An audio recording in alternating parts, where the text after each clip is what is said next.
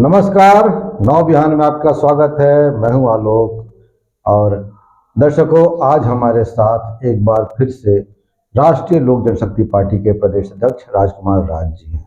राजकुमार राज जी से बातचीत करेंगे। चुनाव का मौसम है और नेताओं का से बातचीत करना बनता है। और इनकी पार्टी चूँकि एनडीए गठबंधन का हिस्सा है, हालांकि इनको विधानसभा में कोई सीट नहीं मिली, फिर भी ये पूरी तरह से एनडीए गठबंधन के साथ हैं। कई बार इन्होंने कहा भी है, सार्वजनिक मंचों पर लगातार नजर आते हैं। और एनडीए का घटक दल होने के नाते ये गिरिडीह में और झारखंड की अन्य सीटों पर एनडीए के प्रत्याशियों के पक्ष में चुनाव प्रचार करने में लगे हैं। तो राजकुमार जी, आपका स्वागत है। बहुत बहुत धन्यवाद। राजकुमार जी, प्रथम चरण का मतदान संपन्न हुआ झारखंड में। 43 विधानसभा सीटों पर मतदान हो गया। आपके अपने सोर्सेज क्या बोलते हैं? नहीं, 43 में से हम लोग लगभग 30 सीटों पर रिपोर्ट आई है। 30 सीटों पर जो है एनडीए प्रचंड बहुमत से जो है चुनाव जीत रहा है और काफी अच्छा रिपोर्टिंग है। कार्यकर्ताओं से बात हुई है, वहां के स्थानीय लोगों से बात हुई है। लगभग 30 सीटों का सर्वे हम लोगों के पास अभी तक उपलब्ध है, जिसमें हम लोग ये मान के चल रहे हैं कि पहले चरण में ही हम लोग बहुमत के करीब आ गए हैं। क्या आधार है आपका इस दावे का? 30 की संख्या बहुत बड़ी संख्या लगती नहीं है? नहीं, जो बदलाव है, पूरे झारखंड में बदलाव की लहर चल रही है। ये भ्रष्टाचार से जो है लोग त्रस्त हो गए हैं।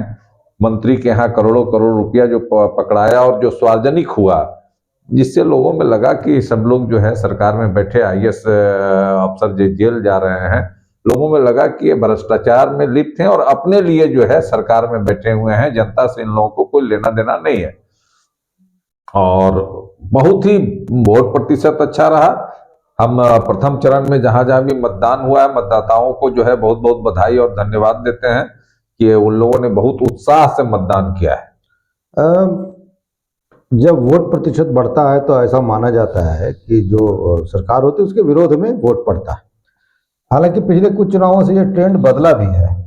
तो आप कैसे कह सकते हैं, जब वोट प्रतिशत बढ़ा है और ट्रेंड बदला भी है, उसके बावजूद आप कैसे कह सकते हैं कि हेमंत सोरेन सरकार के विरोध में? नहीं, ये लगातार चल रहा है। पिछली बार जब ये जो ईडी का रेड हुआ, सारा कुछ हुआ, तो जहां एक तरफ लोगों सहानुभूति पाने की कोशिश की, लेकिन जब लगातार दोषी पाए जाने लगे कुछ लोगों के यहाँ जो है धन इकट्ठा जो है करोड़ों करोड़ रुपया मिला, तो लोगों के मन में, झारखंड की जनता के मन में आ गया कि जो है ये लोग सिर्फ अपने लिए लूट और भ्रष्टाचार की सरकार है।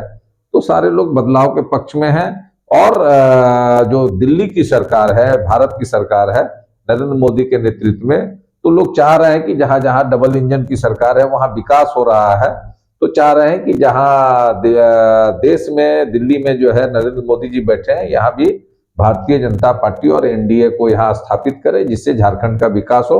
इसलिए सब लोगों ने जो है डबल इंजन की सरकार बनाने के लिए मतदान किया है। अच्छा, डबल इंजन की बात की आपने, तो एक सवाल बनता है कि पिछली बार जब हेमंत जी की सरकार बनी, इन्होंने रघुवर दास की सरकार को पटखनी दी थी, तो उस वक्त भी तो झारखंड में डबल इंजन की सरकार। रघुवर दास जी का मामला दूसरा है। रघुवर दास जी डबल इंजन की सरकार है, उन्होंने काम भी किया था, लेकिन उनके कुछ फैसले गलत हो गए थे और जिसके कारण लोगों में आक्रोश था, खास करके जो जमीनी स्तर पर जो जुड़े हुए थे। और उस समय तत्कालीन कार्यकर्ताओं में भी कुछ रोष था, इसका भी रिएक्शन था।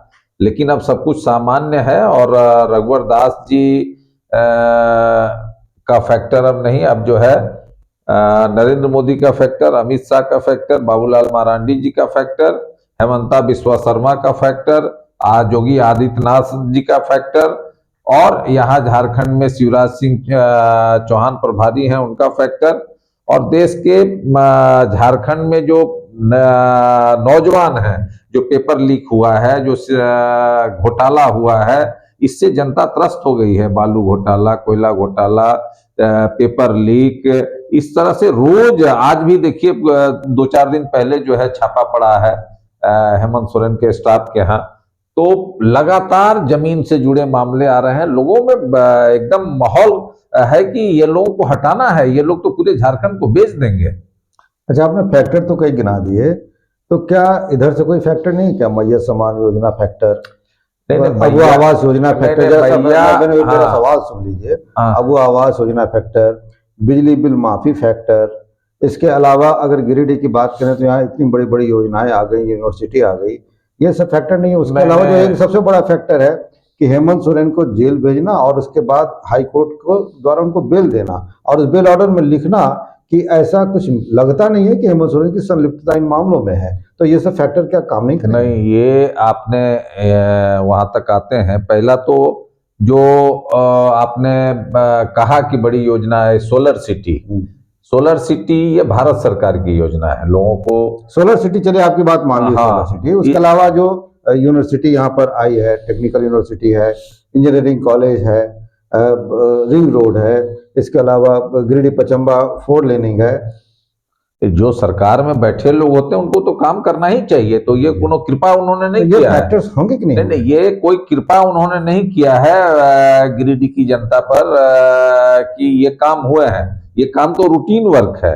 लेकिन इसके अलावा जो भारत की सरकार है, जिसने आयुष्मान योजना के तहत मुफ्त में इलाज करने का काम ये देने का काम किया है। बगल में आप चले जाइए देवघर एम्स, उसको इतना ज्यादा अपग्रेडेड कर दिया है, 10 रुपया में लोगों का इलाज हो रहा है। किसी को जो है इलाज के लिए बाहर नहीं जाना पड़ रहा है, दिल्ली, कलकत्ता, बॉम्बे अब लोग नहीं जा रहे हैं, अब देवघर जा रहे हैं। इसके अलावा इतनी विकास की योजनाएं चल रही हैं। मैया योजना जब चलाना था तो 5 साल इनकी सरकार थी, क्यों नहीं चलाई? 4 महीना पहले इनको याद आई। इसके अलावा और सारी योजनाओं को इन्होंने, और अभी एक इलेक्शन कमीशन में एक मामला गया है कि दिसंबर का, ये जानकारी हमें, मेरे पास पुष्ट नहीं है, लेकिन किसी ने बताया है कि इलेक्शन कमीशन के पास बीजेपी का शिष्टमंडल गया है कि ये दिसंबर का किस्त अभी डाला गया है लोगों को। ये आचार संहिता का उल्लंघन भी है, लेकिन इसकी ठोस जानकारी हमको नहीं है। किसी पत्रकार ने ही दिल्ली रांची से हमको बताया है। तो ये अचानक इतनी योजनाओं को अंतिम 2-4 महीने में लाने का क्या मतलब है? आपको 5 साल मिला, 5 साल में आप कहते हैं, आपने अपने पिता के सामने कहा था कि हम 5 लाख लोगों को नौकरी देंगे, लेकिन नहीं हुआ। जबकि बीजेपी ये कर रही कि पहले कैबिनेट में 2,85,000 लोगों को जो है हम नौकरी देंगे। पहले कैबिनेट में हम जो है गोगो देवी योजना लाएंगे। हम पहले कैबिनेट में जो है बिजली बिल जो 300 यूनिट है उसको माफ करेंगे। हम पहले कैबिनेट में जो है झारखंड के बेरोजगारों के लिए युवा नीति लाएंगे। इस तरह से है। और बीजेपी जो कहती है, एनडीए जो कहती है वो करती है। ये भारत की सरकार ने साबित कर दिया है। चलिए राजकुमार जी, आपके भरोसे को हम भी अब तो पता चल ही जाएगा कि आपका जो दावा है, आपका जो भरोसा है वो कितना सच साबित होता है। अब 10 दिनों के बाद पता चल ही जाएगा। तब तक के लिए आपका बहुत बहुत धन्यवाद। धन्यवाद। तो आपका भी धन्यवाद। दर्शकों, आप हमारे साथ बने रहें, देखते रहिए नवविहान, और हमारे चैनल को लाइक कीजिए, सब्सक्राइब कीजिए। हमारे यूट्यूब चैनल को आप सब्सक्राइब करें, फेसबुक पेज को फॉलो करें, और इस वीडियो को ज़्यादा से ज़्यादा लोगों तक शेयर करें। एक बार फिर से धन्यवाद।